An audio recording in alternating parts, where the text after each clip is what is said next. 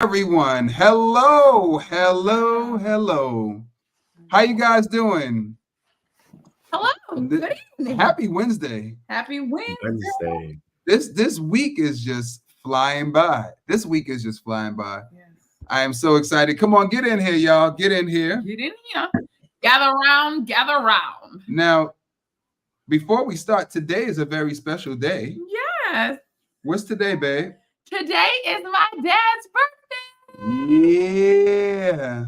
In heaven. And today has been, I thought it was a little emotional, but it's been more celebratory and joyful. Me and my mom went out to breakfast.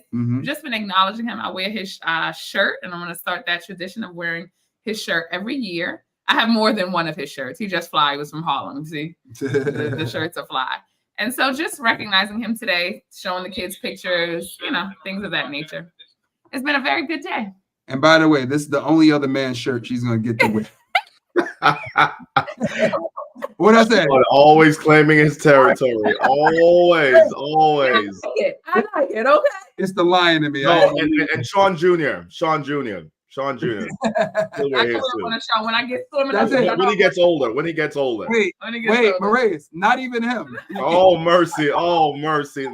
Don't do her like that, please. Hello, everyone. Thank you for coming back. Get in here, y'all. Yeah. Yes. Yeah. So, we're very excited. This has been an amazing week. Dr. Morais Cassell has been joining us, giving us so much information on mental health. This is what we call the mental health check-in week. Yes. All right. So today's topic is very, very good because we are parents. We have 3 children.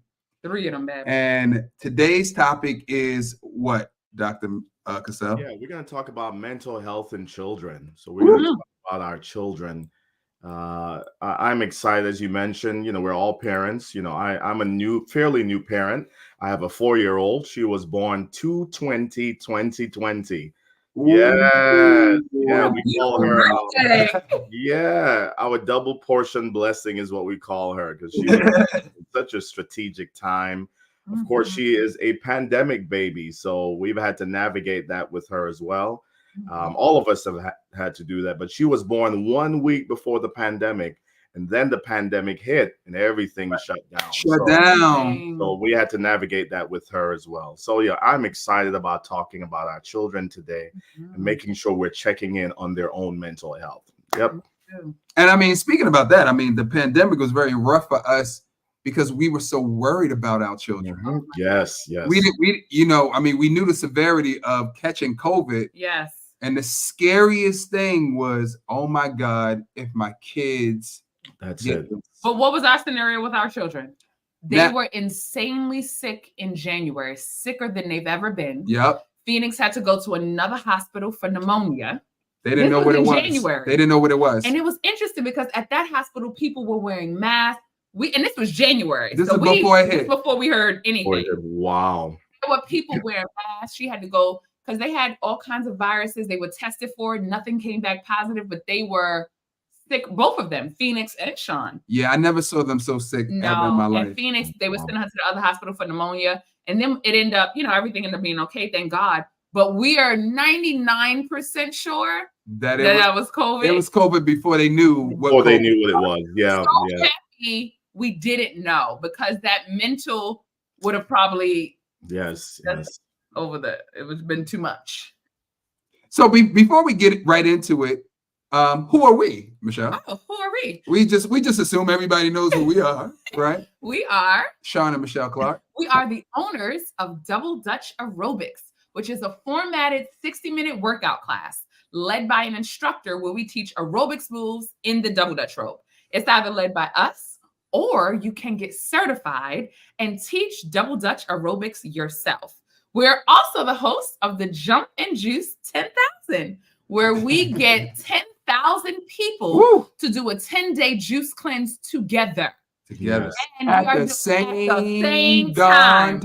Juicing has changed our lives, and we're all about healing, which is why this week is about mental health. And so if you want to be a part of the Jump and Juice 10,000, Just subscribe to the website, doubledutchaerobics.com. And the next one is April 8th to the 18th. And we'll tell you how to get registered when we send you the email. Because our goal is to heal you from the inside out. Hello. And from the outside in. Hello. Jump and juice. Come on, somebody. Come on. You get it. All right. So, Morais, take it away. Yeah, so again, it's been a great week to be with Sean and Michelle of Double Dutch Aerobics, being a part of this movement. As I shared on Monday, this has become a movement, and it's a holistic movement. And so for those who are tuning in and they're saying, what's happening? We thought Sean and Michelle, they just focused on Double Dutch. My friends, they are concerned about us holistically. Body, soul, and spirit. So Sean and Michelle, thank you for being concerned about us holistically. We certainly appreciate that. And it's been a great week to be with Sean and Michelle. And Sean, I was thinking today, this is just like when we were in high school, right? We would be together for the entire week, hanging out in class, making jokes. And well, what happened in high school, we'll just leave it in high school. We don't have to tell everybody what happened. But listen, we were great kids. We were. Yeah, we were. Michelle, you would have been proud of your husband even back then. All right. So I don't have any of those stories that would make him ashamed. Right. But it's just great to be with you. And before we jump in and talking about our kids, I felt like I would respond to, we had a lot of questions last night, and people were asking about contacting me. And I wanted to say this. Of course, I'm limited in the amount of people that I can see individually. Certainly, I can see people in the state of Georgia. But one of the things I also wanted to let you know was part of my work through C3 in this together, and you see my information on there, is to offer support organizationally as well. So I do a lot of trainings for organizations, for business, for churches. So if you are in need of those kinds of services, certainly I can maximize the time that way, where I will meet with groups via Zoom or in person. And we could do like we're doing this week, right? A mental health check-in for a day, a half day, 2 hours, 45 minutes. So I felt like I would remind people of that, right? So that I do offer organizational support, group support. So I'm here to serve you as well, just like Sean and Michelle. So let's jump right in. And we're going to talk today about, let's put it on the screen. And once it's on the screen, Sean and Michelle, just give me the thumbs up. I got you. There we go. Perfect. So we're going to talk. Did I do that right? Nope. So load it up so I could. Yeah, let's try that again, right? I'm going to stop sharing. There we go. We will try that once again. Hit entire screen. There we go. Oh, it's not here yet. There it is. There it is. Okay, perfect. So yeah, we're going to talk today about how do we help our youth, our children, how do we help them cope, manage, and navigate crisis. Sean and Michelle, we talked about, of course, the pandemic, right? Coming out of the pandemic and the COVID-19 crisis, right? So how do we help them? And we do know this, that coming out, or even while we were in the pandemic, the crisis really hit home to our children and our youth. So as they come out of it, we want to make sure that we are coming alongside them. I'll say this before we get started. I always say this to parents, that keep in mind that children and young people are little versions of ourselves. Ain't that the truth? That's right. Yeah, in so many ways, right?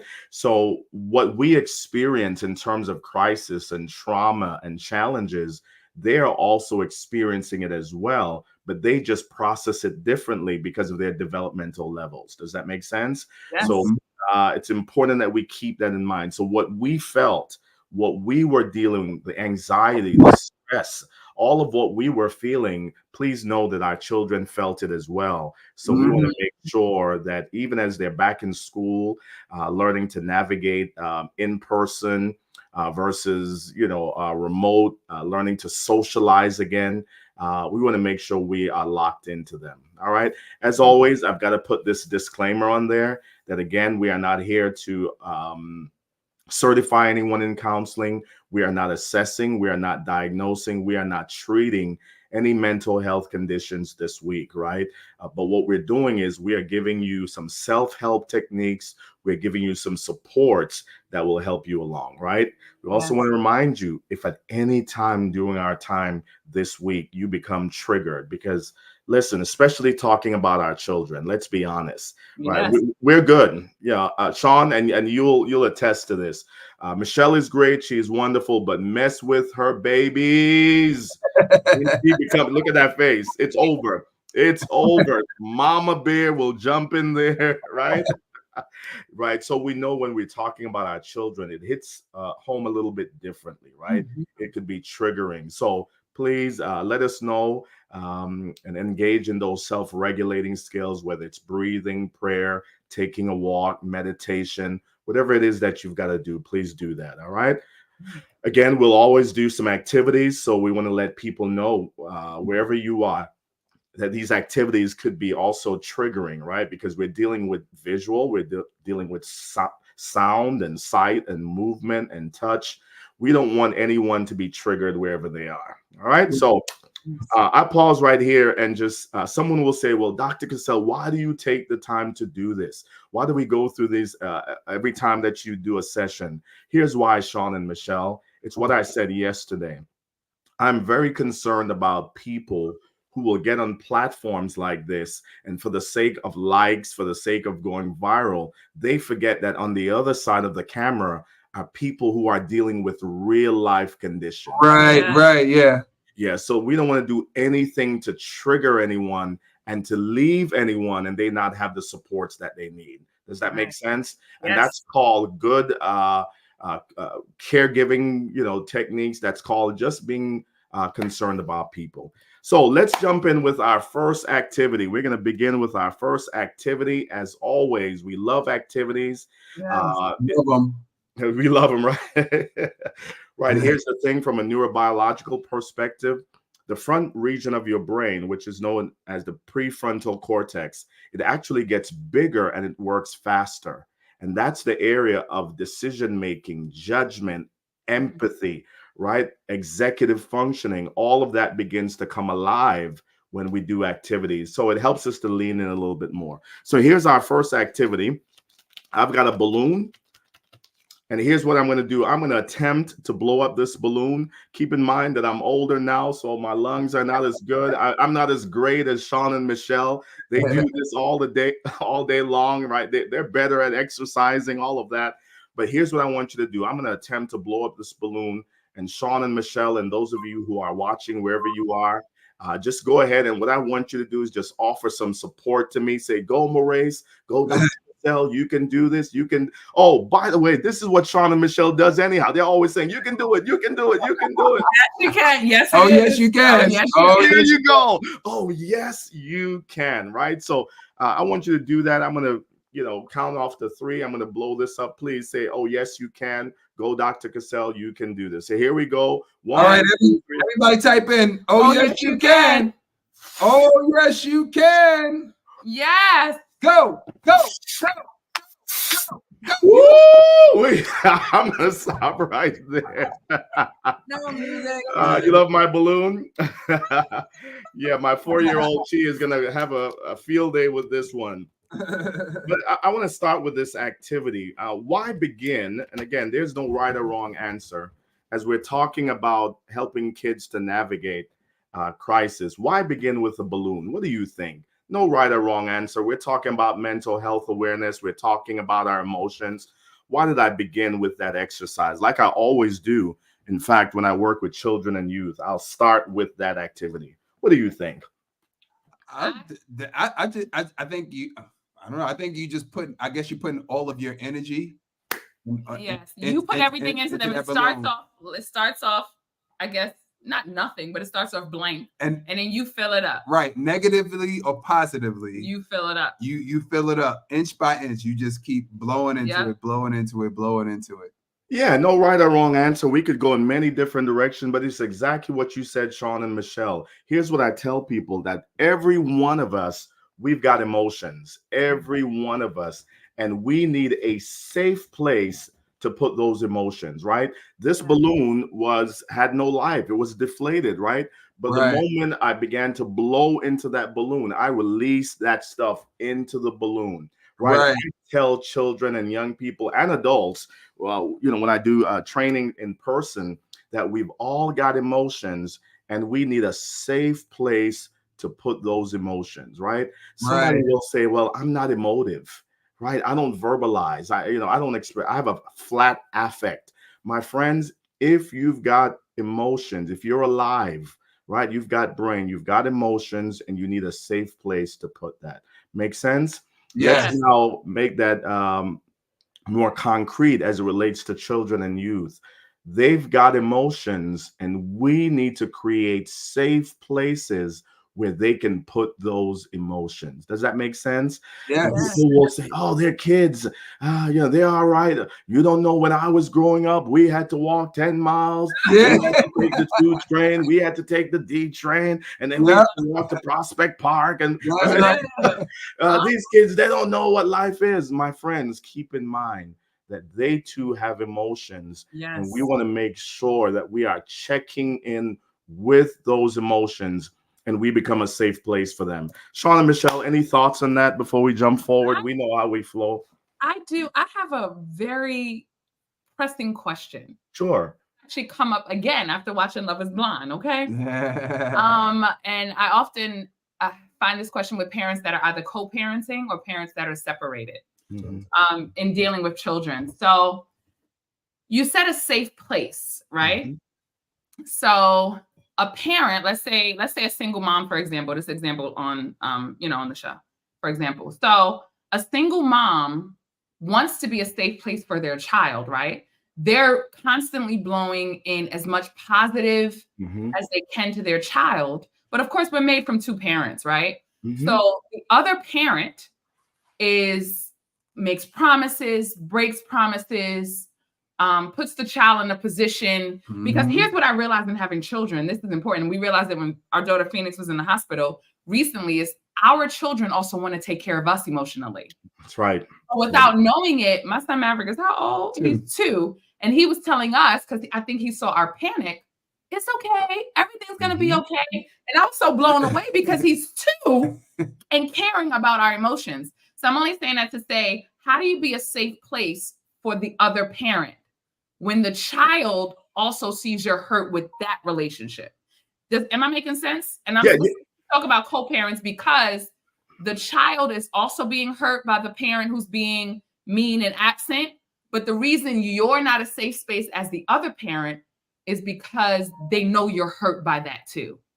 Am I making sense? Yeah, makes sense. And you're right. Children pick up on our energy, right? They pick up on where we are. They pick up on when we're hurting, right? When we're going through.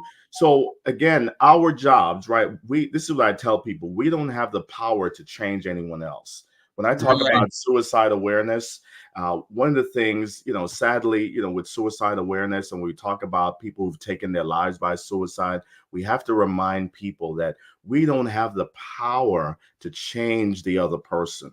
But what we do have the power to do, of course, number one is to change ourselves and create a safe place for ourselves. And in this case, our children. So we do our best to make sure that wherever we are with our children, we create a safe place. Right. And then we also prepare them to live in a world that might not be safe. We also prepare them in a way to go to places that are not safe, that they can still function in those places that are not safe. Does that make sense? So we don't isolate, we don't insulate our children. What we do is, and one of my bonus mom, adopted moms, spiritual moms, if you will, she said this many years ago. She said, Morais, I don't raise my children for myself. I raise them for the world.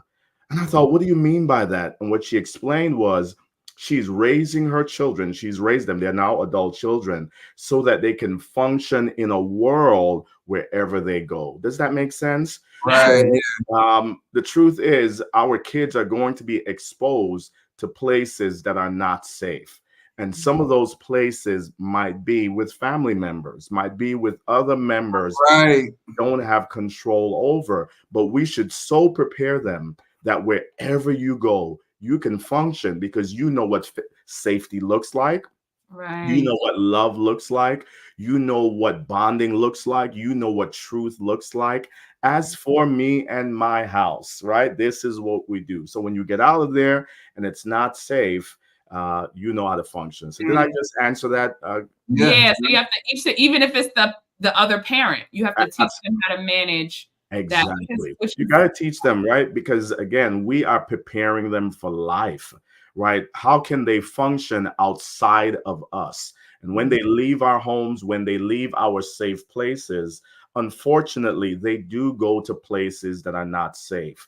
And someone is saying, well, Dr. Cassell, you just said you send your kids to places that's not, no, that's not what I said, right? You know, we're not going to send our kids to places that's Yeah. abusive or has turmoil, but we understand that other places will not be like our place, our home, and we Right. want Yeah. them to be okay no matter where they go. Now let's add some caveat to that.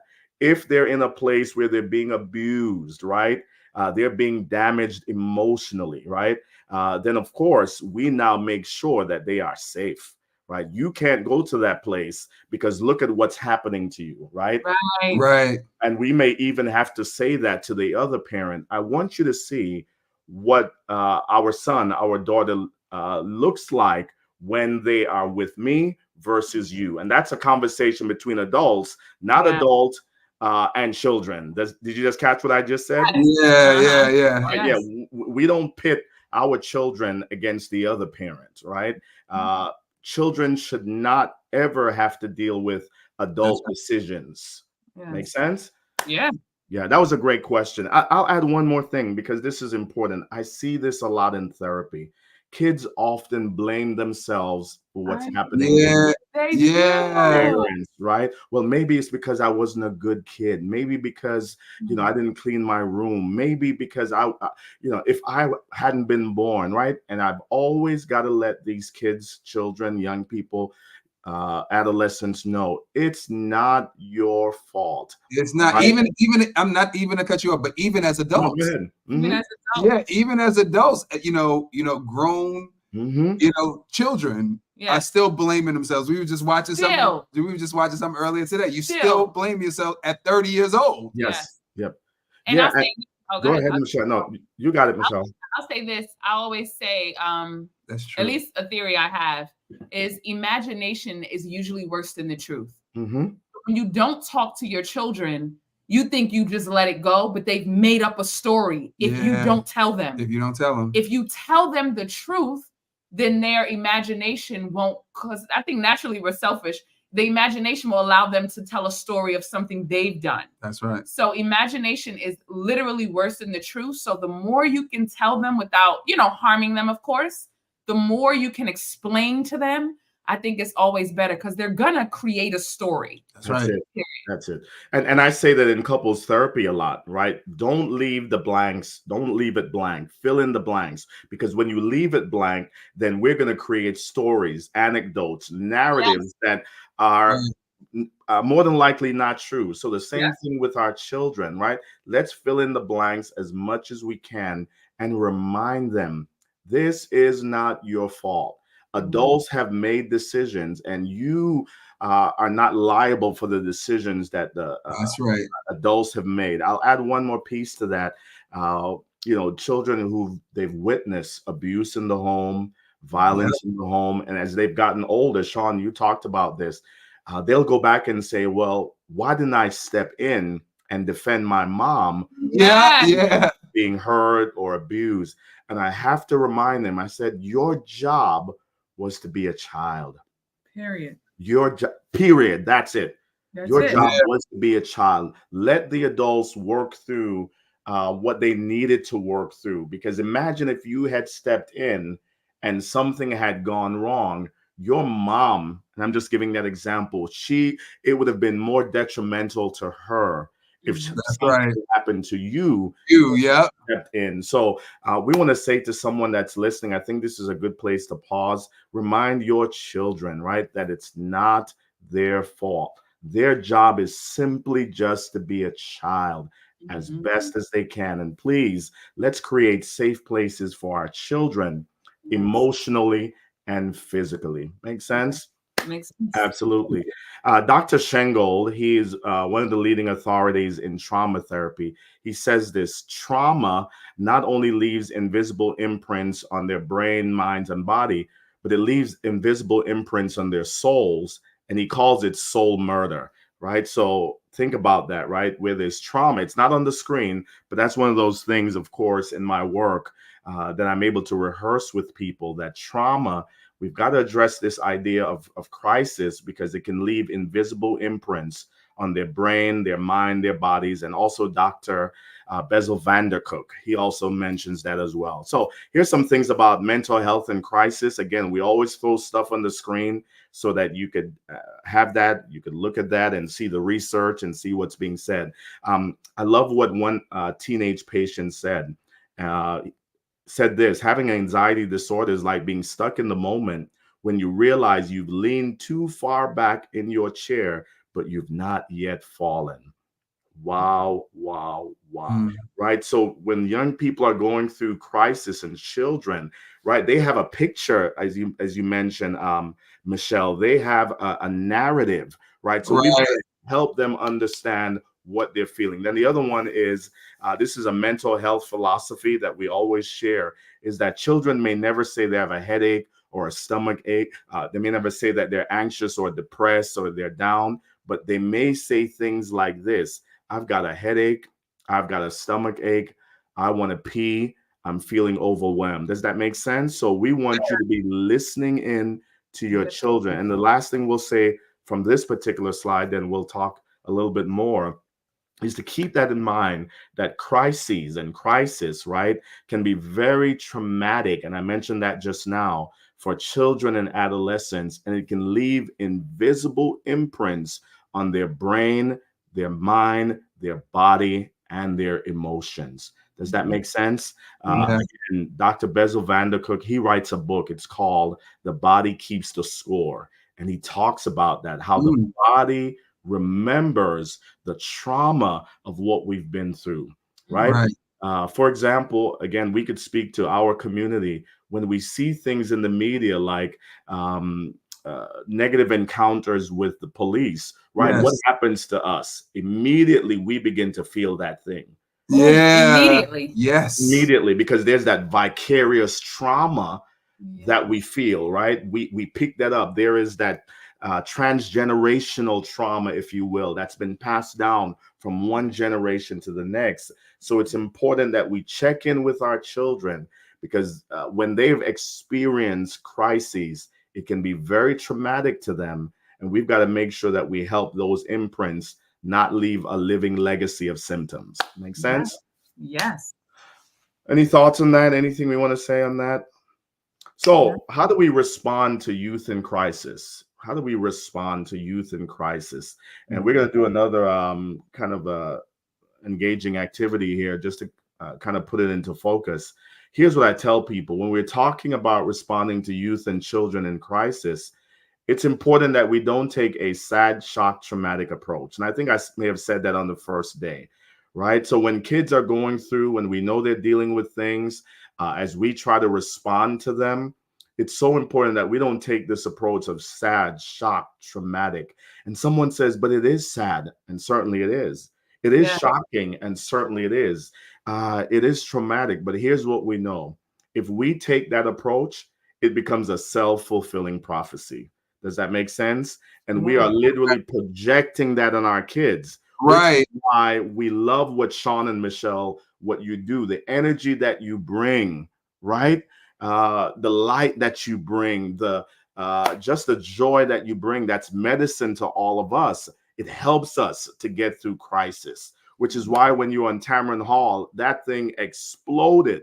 Right. That thing went viral. And of course, it's the work that you're doing with Double Dutch, but what you brought to that show was energy. And there were so many people who are going through crisis, but in that moment, what you brought was joy. What you brought was hope. What you brought was medicine and like healing balms for people, right? Yeah. Anyhow. And so we gotta say this, because when we worked with we get letters from parents sometimes Mm. about our students that have had anxiety, Mhm. and our class has actually helped them through Yes. anxiety. And so 2 things we make sure to do, and we teach this to our certified instructors as well, is that you control the energy. That's it. Meaning we had one student for she Oh, was in yeah. our program. That's I was waiting for you to finish. We had this student, I forgot her name. Yes. And we don't want to mention her name. I wouldn't anyway, but she was silent. We didn't even know she liked the class. We didn't even know she had a voice. We never heard her speak. She was with us for like it was a 12-week program, maybe on a 6-week. So like when we teach kids classes, we give the kids like a job. Yep. Like, something to do, because kids like responsibility. Yes. So we'll make a kid like a leader. Yep. I don't know, in a particular exercise.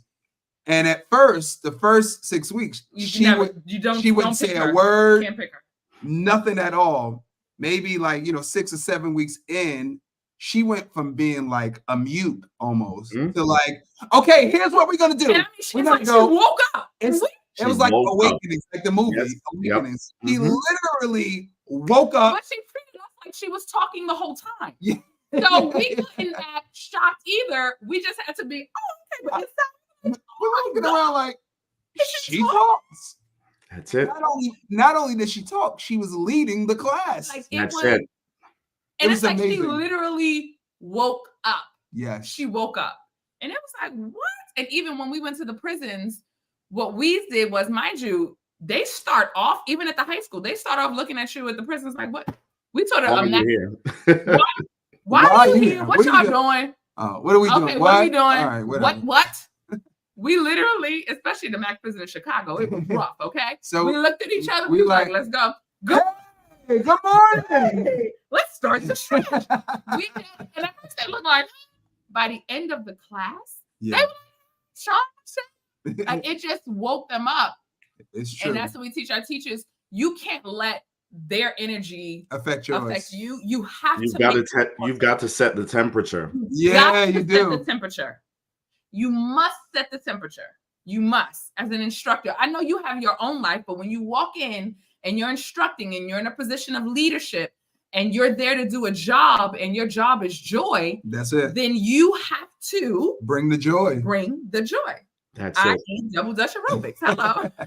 But no, that's the point, because it really does make a difference with the kids. Absolutely. And so often why people, and this will go back to what you talked about yesterday, Michelle, and the question that came, why some people, they don't want to engage in therapy because it's what they've seen modeled, right? Normally when we talk about mental health, right, there's depressing statistics. Someone come forward and they're teaching the class and they look depressed, and you're like, well, I don't know if I should say anything because I don't want to push them over the edge, right? Right. It's overwhelming. It's depressing, and that energy is transposed and transferred to the individual. So what we're saying here is, and you've seen that this week, that we've been talking about mental health, but we've had so much fun, and I hear this all the time. Dr. Cassell, this is one of the most fun I've ever had talking about mental health, even when I do suicide awareness training, right? And we're mindful, right? People have taken their lives, right? People have lost their lives. We are survivors, those of us who've had people.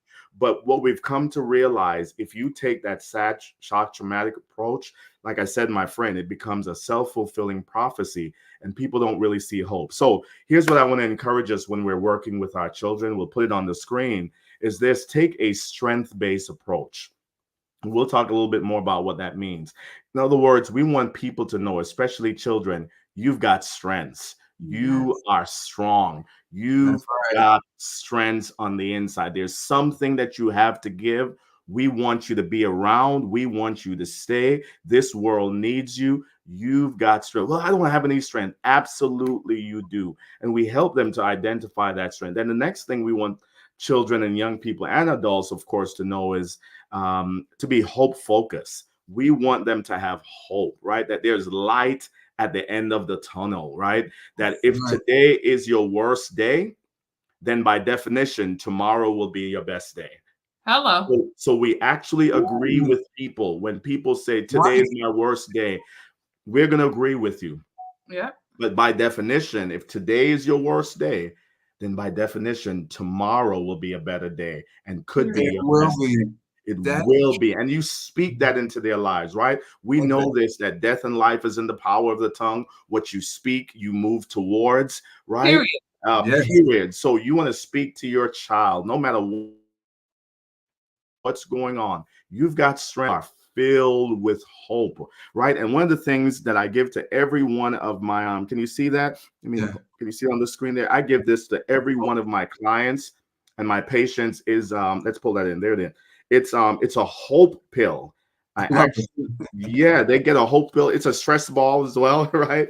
But they get this pill and we give to I give this to everyone. I send it in the mail to them and then we review it. And what I want them to know is take your daily dose of hope, right? Mm. We want when you see this, Woo. you say, listen, I'm going to be hopeful and I'm going to be hope filled. Make sense? Yes.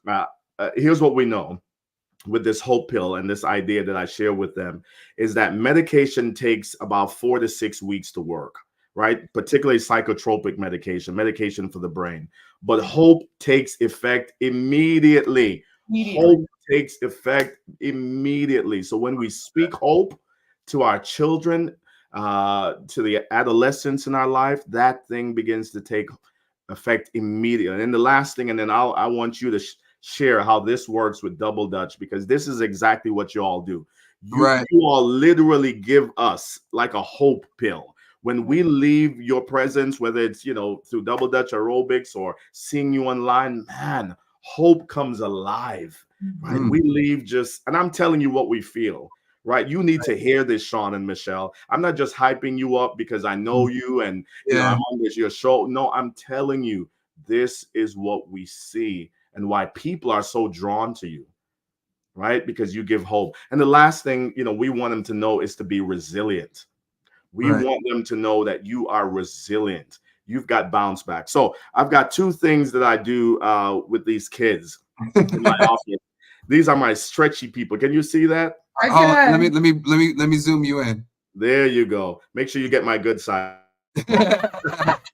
Right. So I've got my stretchy people. And what I tell these kids is just like this stretchy person, when you stretch it, I think I lost you, Sean and Michelle. Can you see us? No, you're something is happening. You're kind of yeah, there you go. Perfect. Okay, You're yeah. yeah, when I stretch this stretchy person and I let them, release it, what happened? It bounces back, right? Right. We tell them that as kids, as young people, we recognize that you are stretched, you are stressed, but my friend, you've got bounce back. Make That's sense? right. And then Yes. the other thing I do, I don't know why I do this with them in therapy, but I do this for those that I do in person. And when I do training, I'll actually have a rubber band, right? And I'll tell them, go ahead, pull my rubber band and let it go. But again, I don't know why I do this every time. Don't snap. Oh, I'm gonna punch you.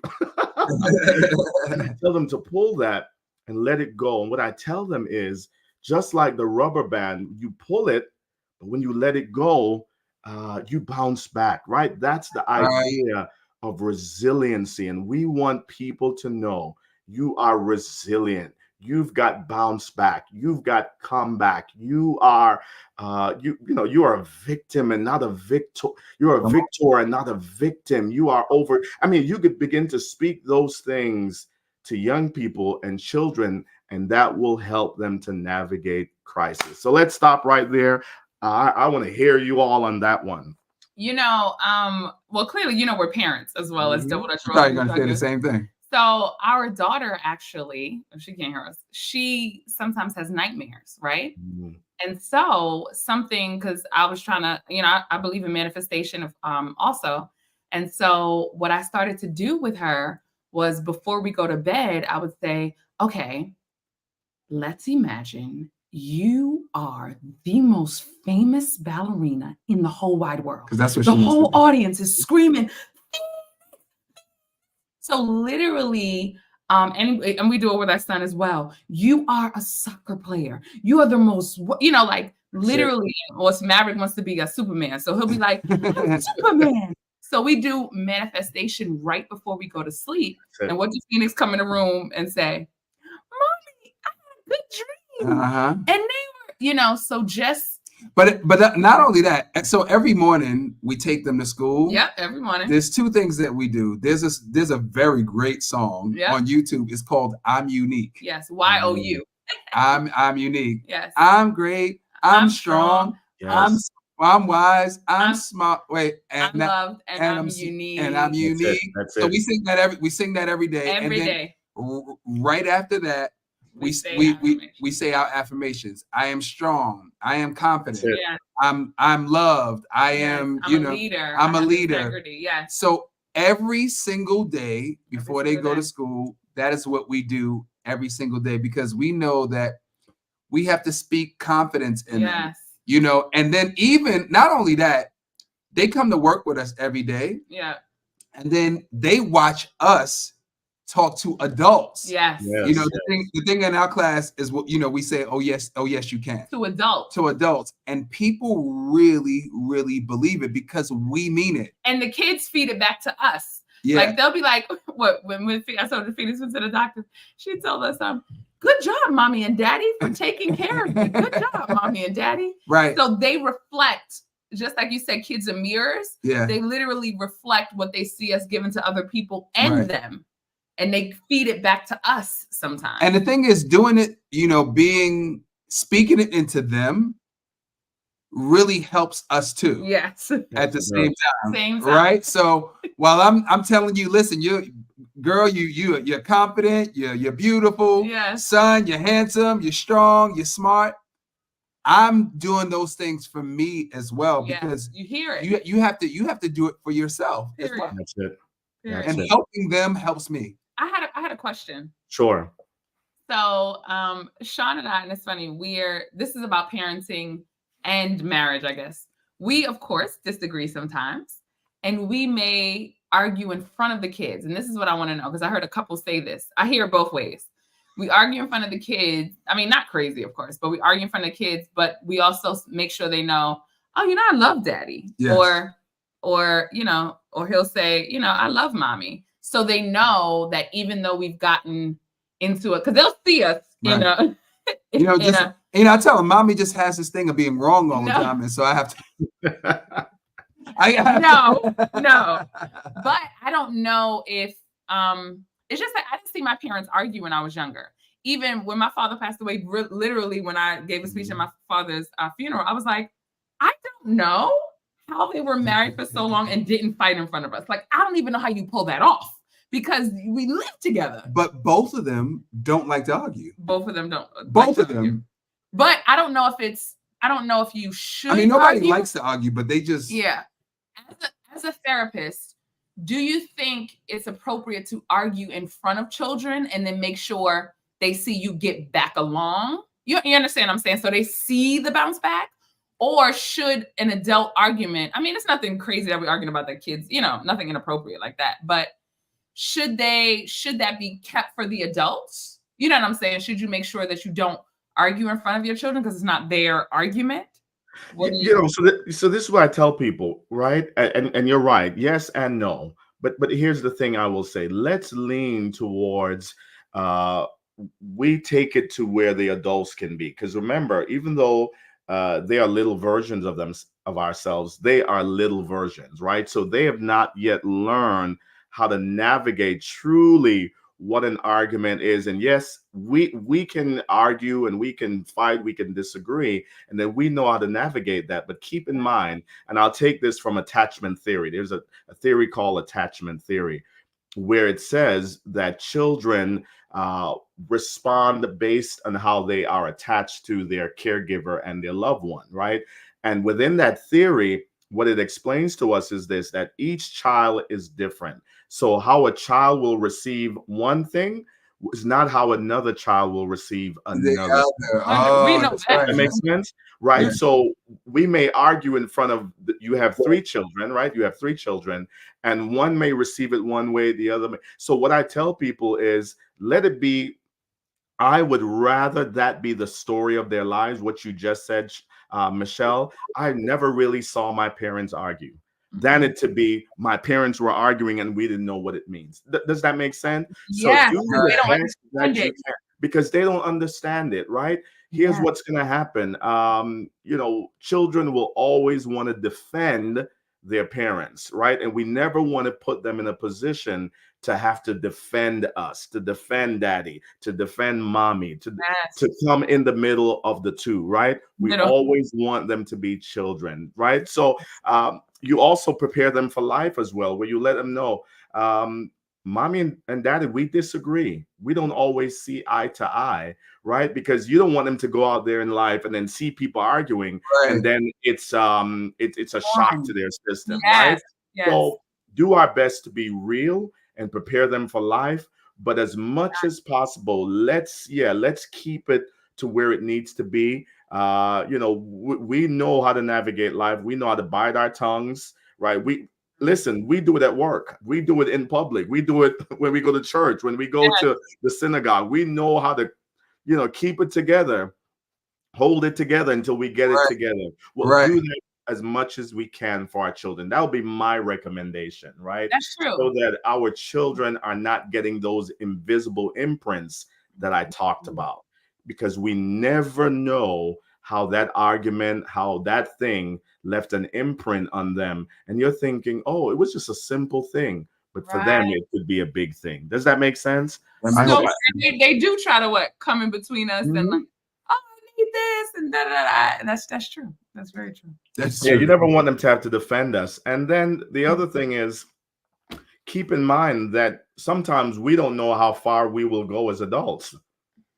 Right? Our emotions get so out of balance that we just go in, and then before you know it, we're like, how did we get this far? And the kids were right there.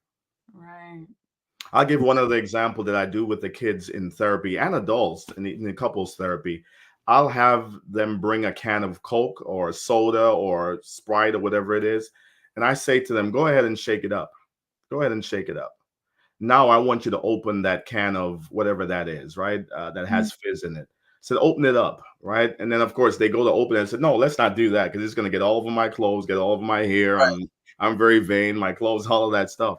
And what I explain to them is, we must be careful that we don't do that to the people that we love, that we spill all over them. And I would say that to you and to me as a parent, I want to be mindful that I'm not spilling all over my children. Make sense? Yeah. So, yeah, let's give a couple other things, and then our time is, man, this has been amazing. Let's pull this on the screen. How do we respond to youth in crisis? The best way is to define a crisis is how do they define it? Right. How do they, because people say, how do you define a crisis for young people and children and for youth and adolescents? Well, my friends, how do they define the crisis?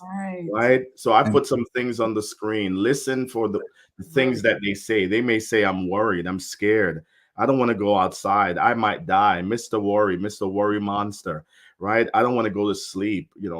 Even during the pandemic, we had one of our family members, little kid in our family. I won't give too much details. We couldn't understand. We were told this during the pandemic, by the way, that he didn't want to go outside. And we're like, well, why doesn't he want to go outside? The parent, and it was because of COVID-19, what he had seen and what he had heard. He felt like if he went outside, that he would die, right? So be aware of those things, right? When they say things like, I'm not hungry, I need to pee again, I can't sleep, I want to stay with you, right? It could be an indication, right, that they are dealing with something, right? Let me give you a couple other points, and then we'll kind of, we only have just a few more minutes here. How do you respond to a youth in crisis? Be aware that children are experts in their stories, so listen to them. They are expert in their stories, so listen to them. You also want to be on the lookout for what we talked about yesterday: signs and symptoms. Right. Signs are what you see. Symptoms are what they report, right? You also want to be on the lookout for the things that they don't say, right? They may not say some things. Hold on 1 second. We have a kid in crisis. There you go. I know how it is. Get 1 second. 30 seconds. 30 seconds. Guys, if you have questions. If you have questions, you can type them now. Or any comments. Or any comments. Yeah. And also be on the lookout for what they don't say and when their mood has changed, right? And then the other thing I'll say is listen when the angry child is speaking. A lot of times when the child gets angry, we shut them down. And of course, we don't want them to be disrespectful. We don't want them to be unkind, but they could be communicating to you what's going on. So listen to when the angry child speaks. So I'll stop right there. Well, let's put this one last thing on the screen here is this. And I'm not going to read all of these, but these are some things to be on the lookout for within your children, right? Look out for those headaches. Look out for bedwetting and nightmares. Look out for fatigue, upset stomach, chest pains, ulcers, back pains. I want to highlight letter J because we saw this a lot during the pandemic where hair loss, alopecia areata, we were seeing quite a few cases of that.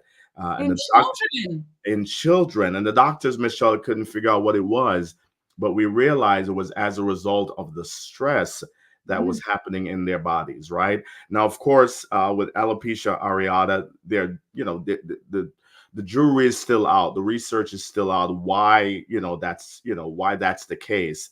But what we didn't know was that we saw a lot of that during the pandemic. So just be aware of those signs and those symptoms. All right. Yes. Any thoughts on that? Being aware of our children, anger and frustration, sleeping patterns, blaming, guilt. All right. All of those things could be an indication that something might be going on with your children. And you want to make sure that you become that safe place and that you are leaning in with them. All right. There we go. That's what parenting is. This is life right here. That's it. I had a question. Speaking of multiple children, right? And how do you equip your children to deal with each other properly emotionally?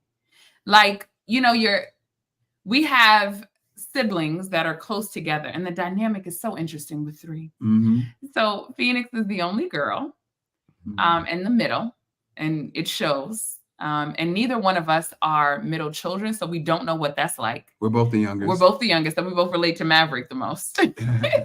And Sean Jr. is the oldest, which is also another dynamic I'm learning about because it's a responsible people-pleasing thing.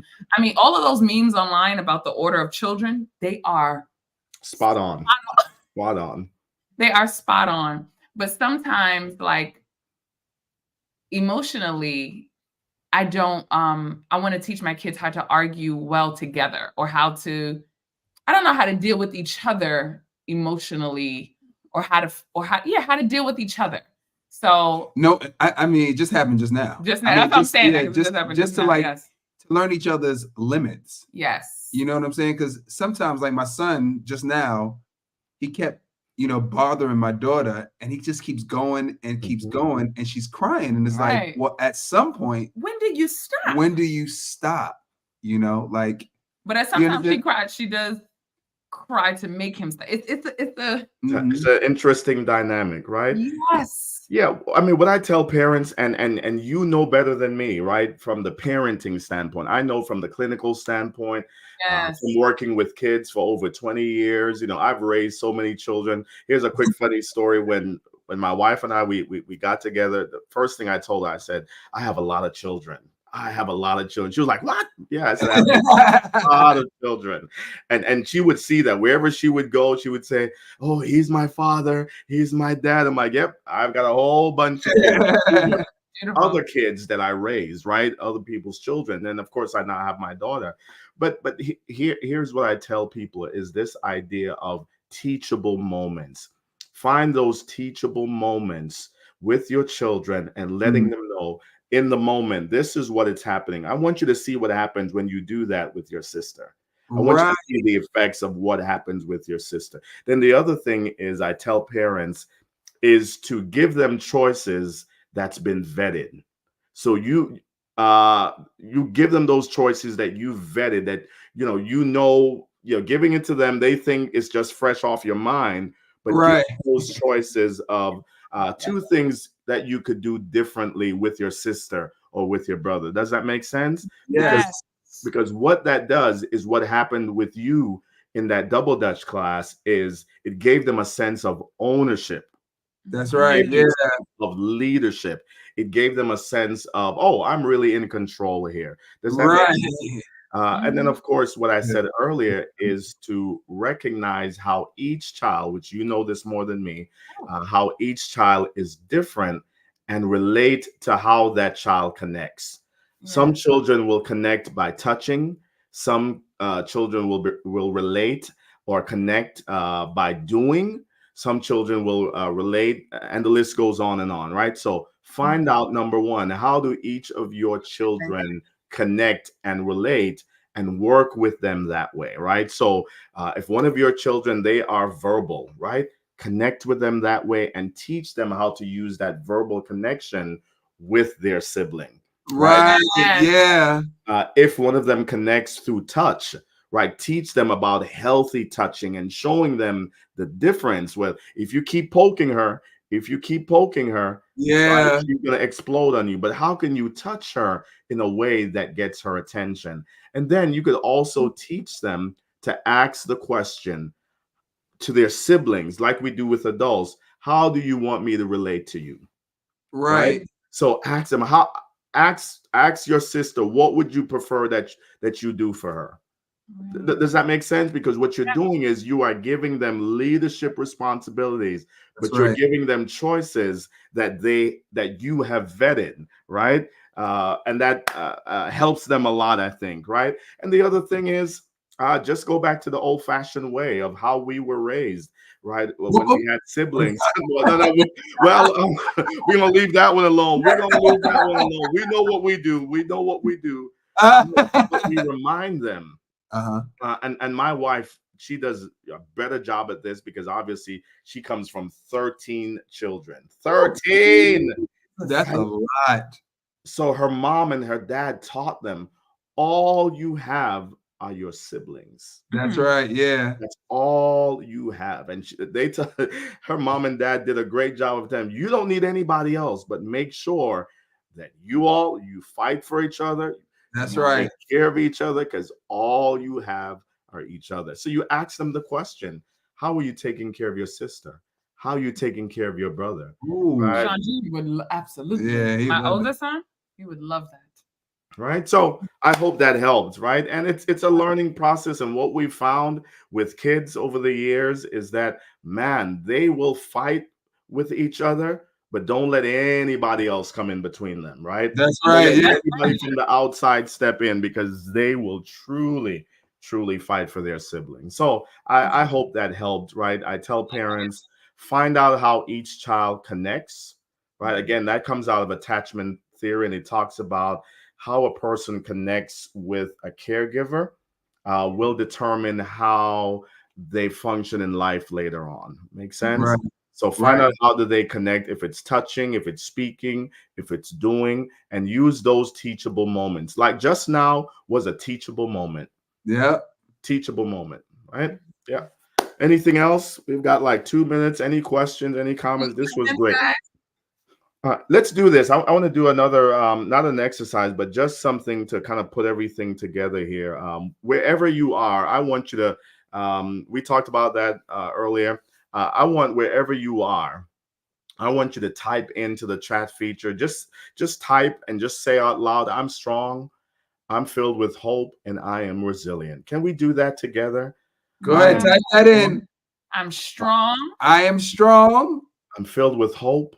I am filled with hope, and I am I am resilient. resilient. Come on, somebody. Come on. 'cause we I can't am forget. strong. I am I filled am with hope, and I am I'm resilient. resilient. Yep. Type And that I want that word to get out. I want people to know that they are strong. I want our children to know that they are strong and that they are filled, with hope, and that they are resilient. Sean, can you see this one on the screen? Sure. When you were talking about it earlier, there you go. Ooh, there it is. Yep, that's Yeah. right. I want to leave that on there. Maybe someone could take a picture of that. But here are some things that you could do. Sean and Michelle, you do this, right? Have your children rehearse the I ams, right? Every time they are around you, in the mornings, at night, let them say these I ams, right? Because what you speak, we know this. I said this earlier. Death and life is in the power of the tongue. We know that, That's right? right. What you speak, you move towards, right? So Yes. let them say things like, I'm awesome, I'm amazing, I'm talented, I'm Woo. smart, I'm brilliant, I'm loved, right? I I love am disciplined, I'm focused, I'm healthy, I'm attractive, I'm blessed, I am mighty in the land. So, my friends, um, encourage your kids with this, and this will help them to navigate crises that they are facing, right? But feel free to take a picture of that. Rehearse Type that it with in. your Yeah, type it in. Type it in. And you know, one of my favorite quotes that always checks me back in, I'm a quote person, so like it just checks me back in, is worry is a misuse of the imagination. Wow, I love that. Every time I'm like even trying to like think about something negative, I go, well, that's not going to help me. It's the misuse of my imagination. Why not imagine it on the positive end? You know what I'm saying? If I'm worried about the weather, why not imagine it being sunshine? I'm not going to control the weather with my worry.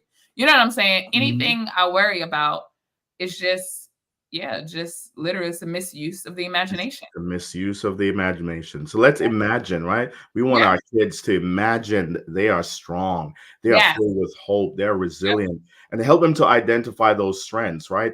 Who are the people in your life that give you strength, right? Mm. And I literally have them do that, right? So tell me, who in your life gives you strength? Who is the source of your strength?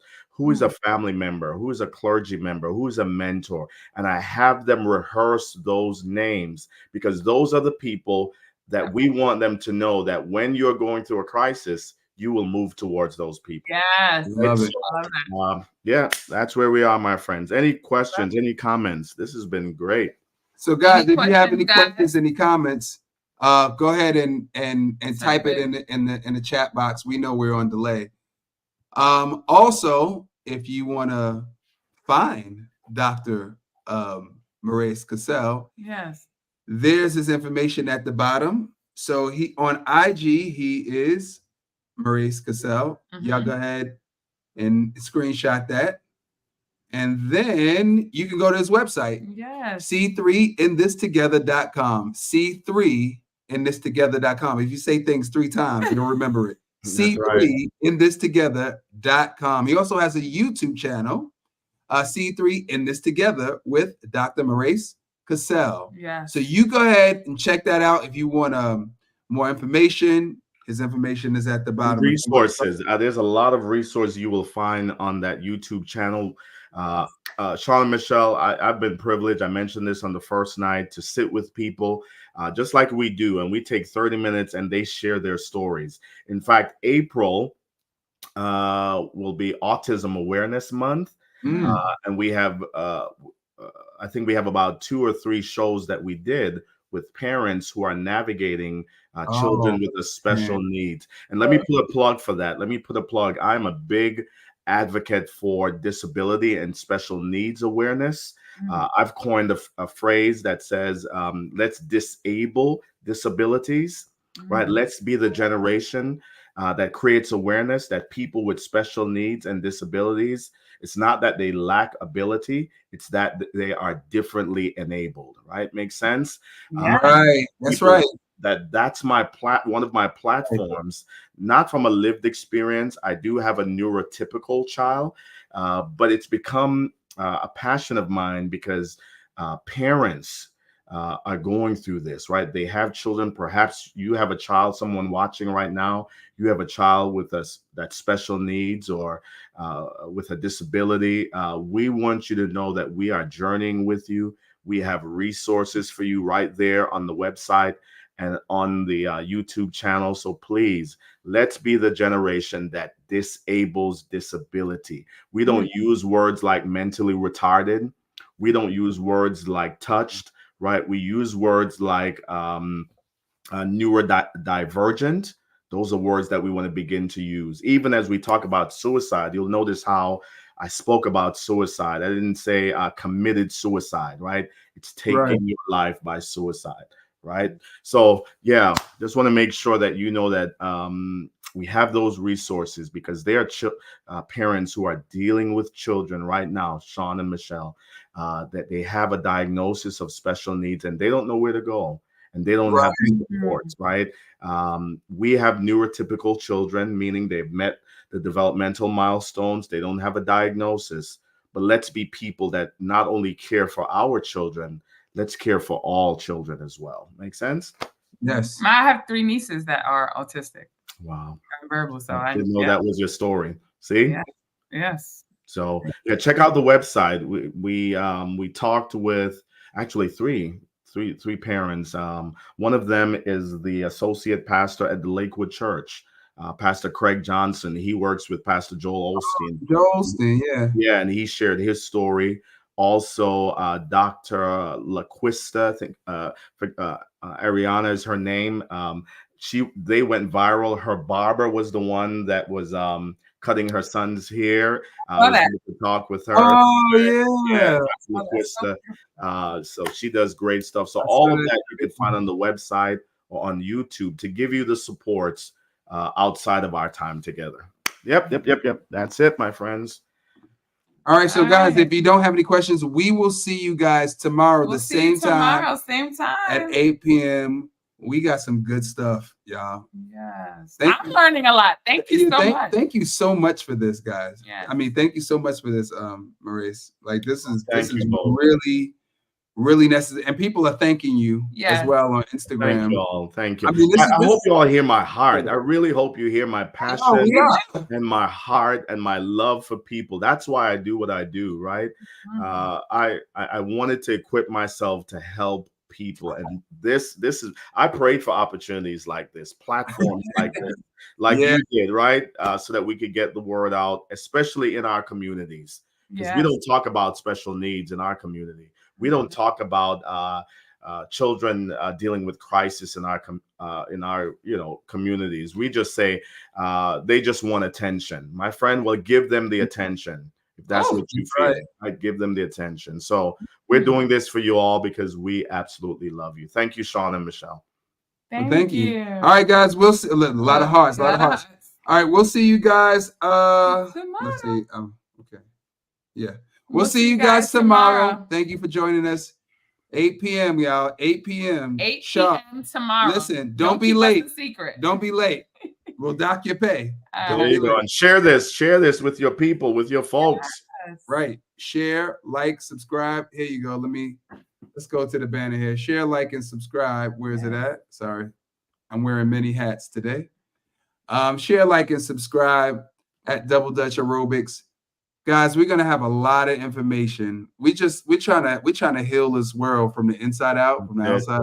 You know what I'm saying? So just stay with us. We got good information. We have experts in their field helping us out so that we can all learn. Yes. So that we can all learn together. Together. All right. All right. We'll see y'all tomorrow. See y'all tomorrow. Same time, same batch. See y'all. Thank you so much. Bye. All right. Bye.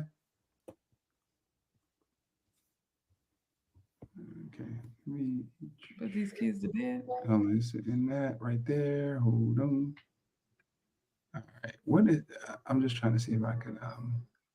Enos is crying. Yeah. I just want to see if I could view it on LinkedIn as well. Oh, okay, you can. Here it is on LinkedIn. Gotcha. Okay. This is perfect. All right, let me end the stream.